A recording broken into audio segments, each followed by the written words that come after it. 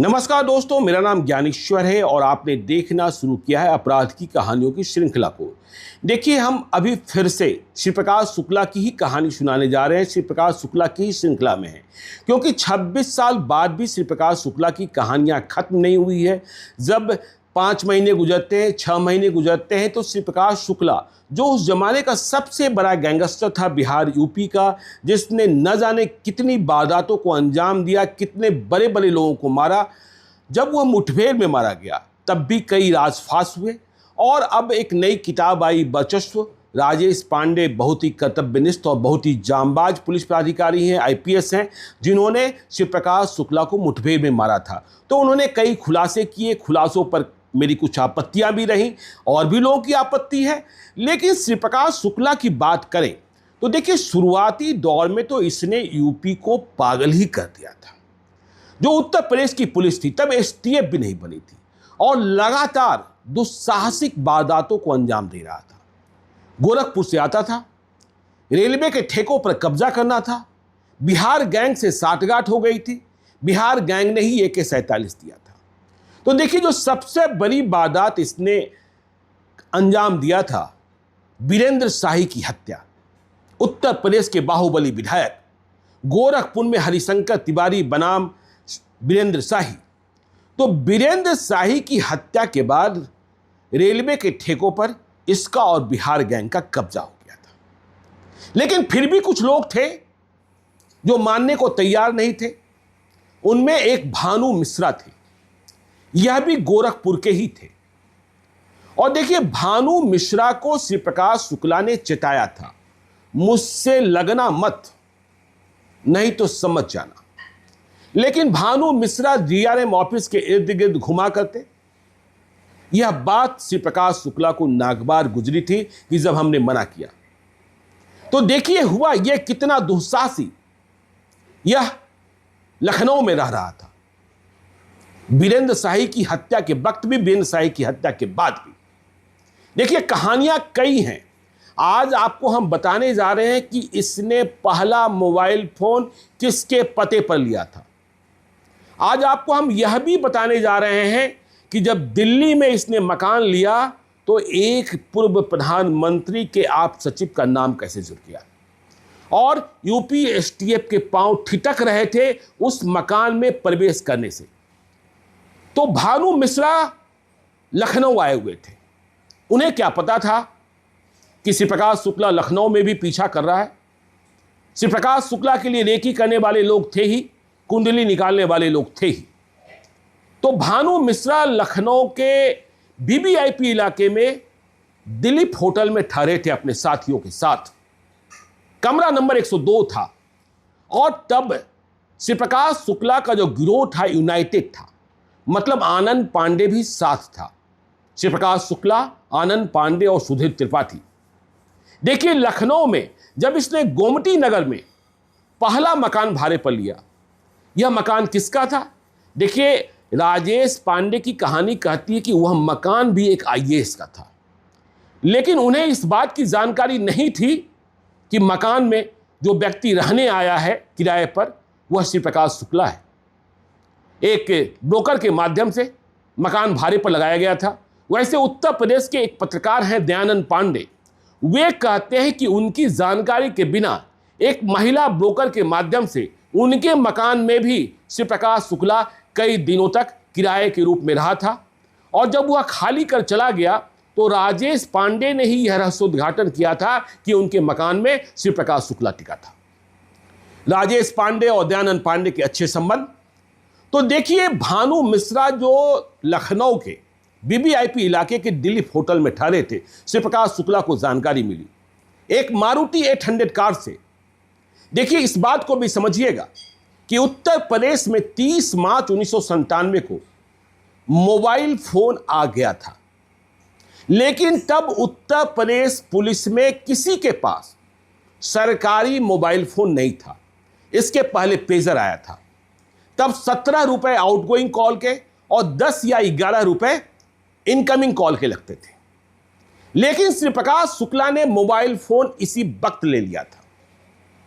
और तब mobile phone जो आया करते थे वह प्रीपेड नहीं होता था, वह पोस्टपेड होता था।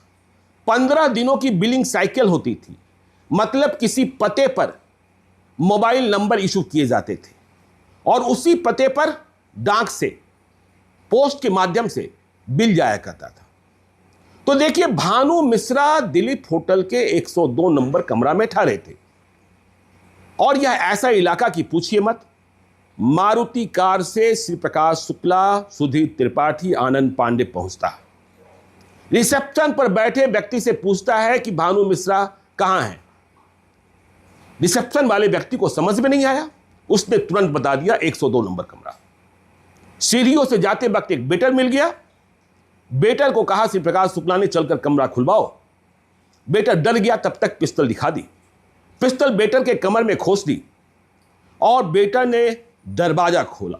जैसे ही दरवाजा खोला और श्री प्रकाश शुक्ला की नजर भानु मिश्रा पर पड़ी, भानु मिश्रा को मां बहन की गालियां श्री प्रकाश शुक्ला ने शुरू कर दी। लेकिन मां बहन की गालियों के साथ ही AK-47 से गोलियों की बौछार कर दी। पूरा रूम धुआं धुआं हो गया। कुछ ही सेकंड्स में भानु मिश्रा कूदकर पलंग के नीचे घुसे। भानु मिश्रा के हाथ में गोली लगी। भानु मिश्रा तो बच गए और रूम में इतना धुआं धुआं हो गया था, कुछ पता ही नहीं चला। फिर श्री प्रकाश शुक्ला ने समझ लिया कि ऑपरेशन को तो हमने अंजाम दे दिया, इतनी गोलियां बरसाई है, भानु मिश्रा बचेगा कहां। वह वहां से निकल पड़ा और जाते जाते रिसेप्शनिस्ट को कहा कि यदि यहां से हिले और पुलिस को खबर की तो समझ लेना। रिसेप्शनिस्ट डरा रहा। कोई 10 मिनटों तक उसने पुलिस को खबर नहीं की। 10 मिनटों के बाद जब उसे लगा कि सब कुछ विराम है, शांति है, ठंडा है, तब उसने बगल के पीसीओ से, होटल से भी नहीं, पुलिस को खबर दी। राजेश पांडे थे, सत्येंद्र वीर सिंह थे, सब भागे भागे। बड़ा कांड हो गया था। लखनऊ में पहली बार AK-47 की गोलियां बरसी थी। तो देखिए, अब जब जांच शुरू होती है, भानु मिश्रा तो बच गए थे, एक उनका सहयोगी मारा गया था। भानु मिश्रा के घर पर, मतलब गोरखपुर में, घटना के 5 मिनटों के भीतर श्री प्रकाश शुक्ला ने फोन कर भानु मिश्रा के भाई से कहा कि तुम्हारे भाई की हत्या हमने कर दी है, लाश लखनऊ में रखा है, आकर ले जाना।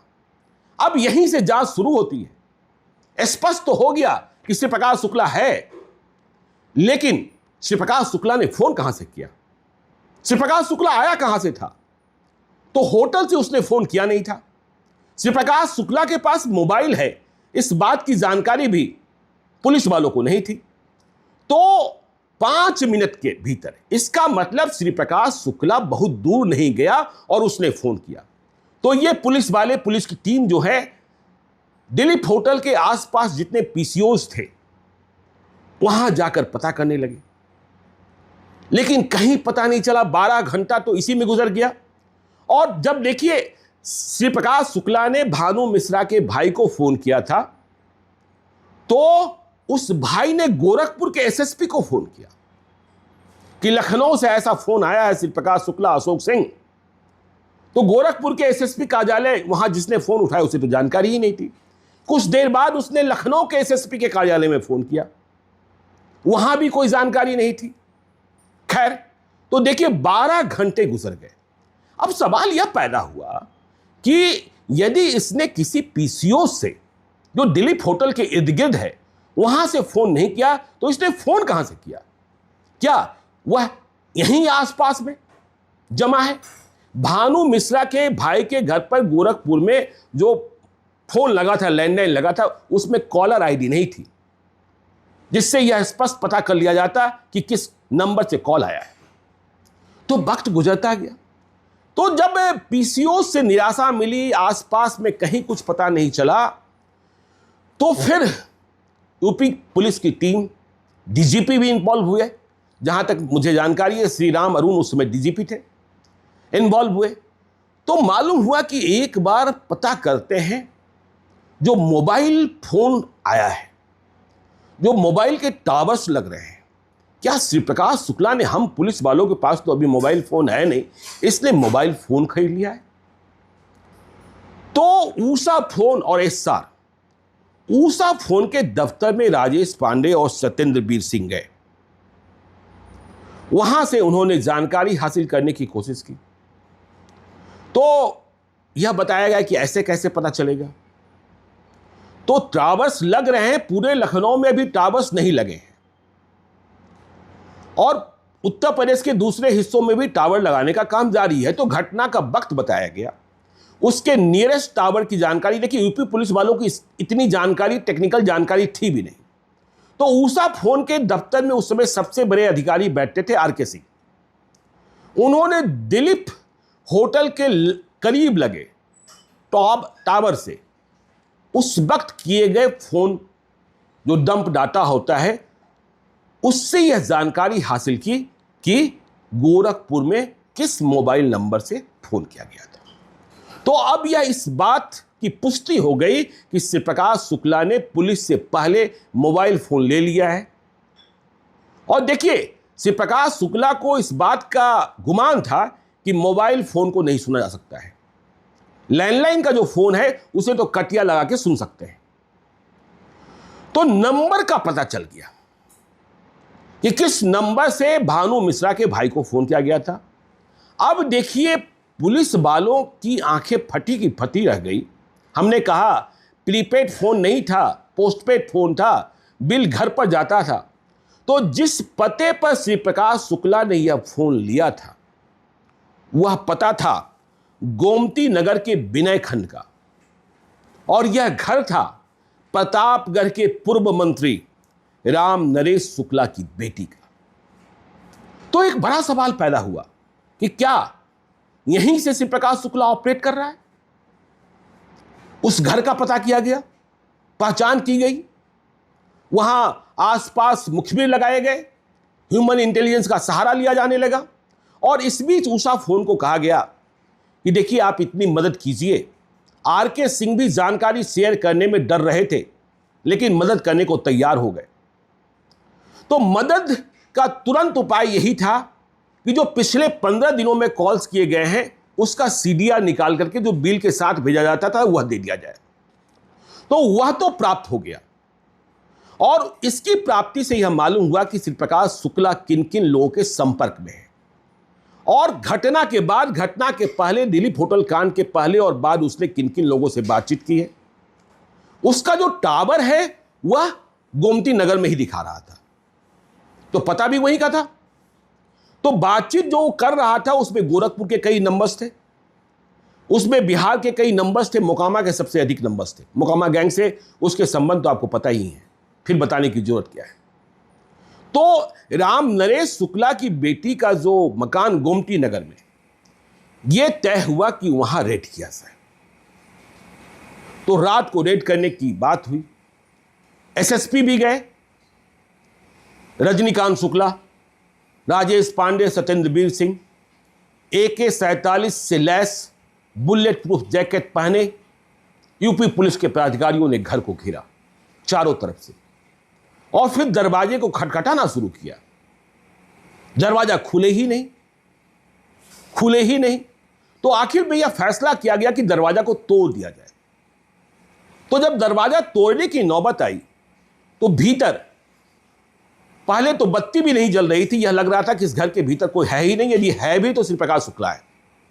तो घर के भीतर की बत्ती जल गई, दरवाजा खुला, एक महिला हाथ में लैंडलाइन फोन का चोंगा लिए बाहर आई और उसने कहा कि आप इनसे बात कर लीजिए, कांग्रेस के एक बड़े नेताजी से बात कर लीजिए। इन लोगों ने कहा मुझे कोई बात नहीं करनी है, मुझे घर की तलाशी लेनी है। घर की तलाशी ली गई। घर में उस महिला के अलावा सिर्फ 2 लड़कियां थी, कुछ भी नहीं मिला। तो देखिए, अब मोबाइल फोन किस पते से लिया गया है। बाद में मृत्युंजय शुक्ला, जो मंत्री जी का बेटा था, वह श्री प्रकाश शुक्ला का खास आदमी निकला। इस बात की जानकारी भी एसटीएफ को लग गई, यूपी पुलिस को ही लगी, तब एसटीएफ बनी ही नहीं थी। तो निराशा हाथ, लेकिन श्री प्रकाश शुक्ला की कोई तस्वीर नहीं और कद काठी का पता चल रहा था। जो टेलीफोन नंबर्स मिले थे, मालूम यह हुआ कि श्री प्रकाश शुक्ला की तस्वीर जिस किसी के पास रही है, उसे श्री प्रकाश शुक्ला ने इतना धमकाया है कि पूछिए मत। गोरखपुर पहुंचे यूपी पुलिस वाले, वीरेंद्र शाही तो मारे जा चुके थे। वीरेंद्र शाही ने जीते जी श्री प्रकाश शुक्ला की तस्वीर प्राप्त करने की कोशिश की थी और तस्वीर मिली नहीं थी। मालूम यह हुआ था, देखिए श्री प्रकाश शुक्ला का एक सहयोगी उस जमाने में माना गया जिसका नाम घनश्याम पाठक उर्फ धन्नू पाठक था। उसने यह जानकारी दी कि जब वीरेंद्र शाही तस्वीर तलाशने का प्रयास कर रहे थे तो एक फोटोग्राफर था जिसका नाम था सैनी। तो सैनी ने कहा था कि श्री प्रकाश शुक्ला की तस्वीर है, निगेटिव है, हम बनाकर देंगे, लेकिन वह तस्वीर बनाकर देता इसके पहले ही श्री प्रकाश शुक्ला को जानकारी मिल गई और श्री प्रकाश शुक्ला ने उसे गोलियों से भून दिया। यह दूसरी बात है कि गोरखपुर की स्थानीय पुलिस ने सैनी की हत्या में दूसरे लोगों के खिलाफ कार्रवाई की क्योंकि श्री प्रकाश शुक्ला का संदेह ही नहीं हुआ था। तो श्री प्रकाश शुक्ला की तस्वीर नहीं।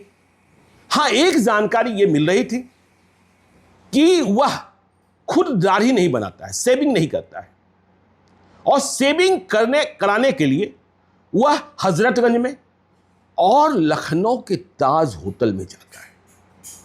और ताज होटल में जब वह जाता है तो शेविंग करने के लिए वहां जितने एम्प्लॉय हैं, जितने सैलून बॉय हैं, वे परेशान रहते हैं क्योंकि वह 1000 रुपए का टिप्स देता है। 1000 रुपए का। सीसीटीवी का जमाना नहीं आया था। तो ताज होटल के सैलून में पुलिस पहुंची, कद काठी का मिलान हुआ, कद काठी का पता चला, लेकिन आगे कब आएगा यह कहां से पता। डीजीपी इस बात से भड़क गए कि आप रोज बता रहे हैं कि हां पता चल गया, लेकिन एक तस्वीर नहीं है और आप कह रहे हैं पता चल गया है, कैसे खोज लेंगे। बहुत डांट पड़ी। तो यह हुआ कि तस्वीर तो कहीं से खोजी जाए, लेकिन तस्वीर कहीं से मिले नहीं। तभी देखिए गोरखपुर में 2 ऐसे लोगों का पता चला जो नेपाल से तस्करी का काम करते थे और इनका नाम था किशोरी लाल और नीलेंद्र पांडे। दोनों दोस्त थे, लेकिन नीलेंद्र पांडे ने धोखा देकर किशोरी लाल पर श्री प्रकाश शुक्ला से हमला कराया था। तो किशोरी लाल एक कमजोर कड़ी मिले यूपी पुलिस वालों को। तो किशोरी लाल ने कहा, देखिए श्री प्रकाश शुक्ला की तस्वीर नहीं है, लेकिन एक सुराग आपको दे सकते हैं, और यह सुराग यह है कि लखनऊ के हजरतगंज में श्री प्रकाश शुक्ला के रिश्ते का एक बहनोई रहता है जिसका नाम है सुभाष त्रिपाठी। तो सुभाष त्रिपाठी लॉटरी का एक बड़ा व्यापारी बन गया है। श्री प्रकाश शुक्ला की मदद है। सुभाष त्रिपाठी की मदद के लिए ही विवेक श्रीवास्तव दूसरे बड़े लॉटरी व्यापारी की हत्या श्री प्रकाश शुक्ला ने कर दी थी। तो सुभाष त्रिपाठी के यहां उसका आना जाना है। यदि आप चाहें तो वहां से आप तस्वीर हासिल कर सकते हैं। और फिर देखिए जो यूपी पुलिस के जांबाज पदाधिकारी थे, राजेश पांडे, सत्येंद्र सिंह, इन लोगों ने देखिए जिस दिन सुभाष त्रिपाठी के यहां रेड हो रहा था, यूपी के एसएसपी को एक और जानकारी मिली थी कि गोरखपुर के कुछ लड़के एक ढाबे पर हैं। सत्येंद्र सिंह उधर रेड को चले गए थे। वह जानकारी गलत निकली थी। वह श्री प्रकाश शुक्ला और उसका गैंग वहां नहीं था। लेकिन सुभाष त्रिपाठी के यहां जब रेड हुई तो फिर सुभाष त्रिपाठी की बेटी से एक तस्वीर मिल गई और फिर उस तस्वीर को इस तरीके से बनाया गया ताकि सुभाष त्रिपाठी और उनकी बेटियों पर कोई संदेह नहीं हो। देखिए हमने किसी वीडियो में गलत कह दिया था कि अक्षय कुमार की तस्वीर जोड़ी गई थी। सर चेहरा तो श्री प्रकाश शुक्ला का ही था, लेकिन वह अक्षय कुमार के साथ नहीं जोड़ा गया था, वह सुनील शेट्टी के साथ जोड़ा गया था। तो देखिए जब तस्वीर मिल गई तो तस्वीर अखबारों में छपी। श्री प्रकाश शुक्ला चौंक गया, तस्वीर कहां से आई। तो यह पूर्व मंत्री जी का बेटा मृत्युंजय शुक्ला, उसने ही श्री प्रकाश शुक्ला को फोन कर कहा था कि देखिए ये जो तस्वीर है, तुम्हारी तस्वीर अखबारों में छपी है, सभी अखबारों में। श्री प्रकाश शुक्ला चौंक गया कि मेरी तस्वीर कहां से आ गई, किसने दे दी, मेरी तस्वीर तो हो ही नहीं सकती है। तो उसने कहा कि नहीं, तस्वीर तो आपकी ही है, मैं कैसे आपको नहीं पहचानूंगा। तो श्री प्रकाश शुक्ला ने मृत्युंजय शुक्ला को कहा कि ऐसा है, अखबारों में जितनी तस्वीरें छपी है उसे काट लो, एक लिफाफे में डालो, और गोमती नगर में मिठाई वाला चौराहा है, वहां कल सुबह एक व्यक्ति मिलेगा जिसकी पहचान बताई गई, उसे यह तस्वीर दे देना। वह तस्वीर मेरे पास आ जाएगी, फिर देखते हैं यह तस्वीर किसने दी है, उसे भी मौत के घाट उतारना पड़ेगा। मैं अभी तो लखनऊ में हूं नहीं, लखनऊ आऊंगा तो हिसाब करूंगा। तो श्री प्रकाश शुक्ला ने इस कदर पागलपन, श्री प्रकाश शुक्ला ने इस तरीके से पागल कर दिया था। अब देखिए यूपी पुलिस वालों के सामने चुनौती क्या थी। मोबाइल फोन तुरंत नहीं सुना जा पा रहा था। हाँ, कहाँ कहाँ बातचीत हो रही है इसकी जानकारी मिल जाती थी, टावर्स, लेकिन वहां पहुंचने तक वक्त लगता था। लेकिन लैंडलाइन नंबर्स जो थे उसे सुनने की व्यवस्था की गई। कई नंबर्स थे, लेकिन इसे सुना कैसे जाए? तो देखिए, व्यवस्था यह हुई कि जहां जहां फोन करता था वहां उसके इर्द गिर्द जो कॉन्फिडेंट लोग थे, जो पुलिस की मदद कर सकते थे, श्री प्रकाश शुक्ला का नाम नहीं लिया जाता था, वहां पुलिस वाले किसी के घर में, किसी की दुकान में, किसी के कार्यालय में बैठाया गया। लेकिन कुछ ऐसे स्थान थे जहां कोई मदद को तैयार नहीं था, तो वहां जहां पोल था वहां इस तरीके से गड्ढा किया गया, वहां एक तंबू लगाया गया ताकि लगे कि टेलीफोन वाले काम कर रहे हैं। सड़क पर, गलियों के भीतर, और वहां सादे लिबास में सिपाही वाले फोन, अब पता नहीं फोन कब आए। लेकिन इस बात का भी खतरा कि फोन यदि उसने किया, जिसको किया, और फोन इधर भी उठा उधर भी उठा, और जब इधर से कोई दूसरी आवाज जाएगी तो दोनों पक्ष यह समझ जाएगा कि फोन कोई तीसरा सुन रहा है। तो आपको यदि लैंडलाइन का चोंगा याद होगा, या ऐसे भी मोबाइल फोन में एक तरफ से आप बात करते हैं, दूसरी ओर से सुनते हैं, तो जो बात करने वाला स्पीकर था उस स्पीकर को हटा दिया गया, या फिर उस पर जो बिजली के टेप आते हैं, ब्लैक टेप आते हैं, उसे साट दिया गया ताकि इधर की कोई आवाज, दूसरी आवाज, क्योंकि सुनना ही था सिर्फ, ना जाए। तो इस तरीके से देखिए सुराग पाने की कोशिश। देखिए, आपको हम बताएं, देखिए कि दिल्ली में बसंत कुंज, जहां उसने अंतिम समय में अपना आशियाना बनाया, वह मकान किसका था? आप जानकर आश्चर्य करेंगे। वह मकान भारत के एक पूर्व प्रधानमंत्री, एक्स प्राइम मिनिस्टर के पीएस का था। और जब दिल्ली पहुंची थी, एसटीएफ बसंत कुंज की जानकारी मिली थी, तो होश उड़ गए थे। इतने बड़े घर में रेड कैसे की जाएगी? वहां तक पहुंचा गया था, लेकिन उस वक्त था नहीं वो। और घर की स्थिति यह थी कि उसमें टेरेस था, उसमें ऐसी सीढ़ी थी जो जहां से भागा जा सकता था, टेरेस से निगाहबानी की जा सकती थी। तो यह मकान भी जानबूझकर 4,500 रुपए में किराए पर लिया गया था बसंत कुंज के इलाके में श्री प्रकाश शुक्ला ने। तो वह ऐसे ऐसे मकान का, देखिए अमरमणि त्रिपाठी का किस्सा तो जगजाहिर है कि अमरमणि त्रिपाठी ने किस किस तरीके से मदद की। और वह पागल, जिसको कहते हैं नालायक, इस तरीके से अपराध की वारदातों को, ब्रिज बिहारी प्रसाद को जब 13 जून 1998 को उसने पटना में मारा, क्या किसी ने कल्पना में भी सोचा था कि जिसके साथ कमांडो घेरा है उसे कोई गोलियों से भूनकर चला जाएगा? लेकिन यह श्री प्रकाश शुक्ला। लेकिन फिर से वही बात हम कहते हैं, अपराध और अपराधी, अपराध के रास्ते पर आप गए तो आज न कल आपको खत्म होना है। अपराध के रास्ते से दूर रहिए, कानून का पालन कीजिए। श्री प्रकाश शुक्ला से ज्यादा खतरनाक गैंगस्टर कोई नहीं हुआ, लेकिन उसका खात्मा भी कैसे हुआ? सुधीर त्रिपाठी और अनुज प्रताप सिंह की तस्वीर भी आज तक किसी को नहीं है, किसी के पास नहीं है। हमारे दर्शक कहते हैं, देखिए आनंद पांडे की तस्वीर हमने निकाली है, आपको हम दिखाएंगे कभी। तो अपराध की कहानियों की श्रृंखला को आगे भी हम जारी रखने की कोशिश करेंगे। आप देखते रहिए हमारे चैनल को। यदि अब तक आपने हमारे यूट्यूब चैनल को सब्सक्राइब नहीं किया है तो जरूर कर लीजिएगा। और यदि इस वीडियो को आप फेसबुक पेज के माध्यम से देखें तो पेज को लाइक कीजिएगा, ट्विटर पर भी हमें फॉलो कीजिए। धन्यवाद।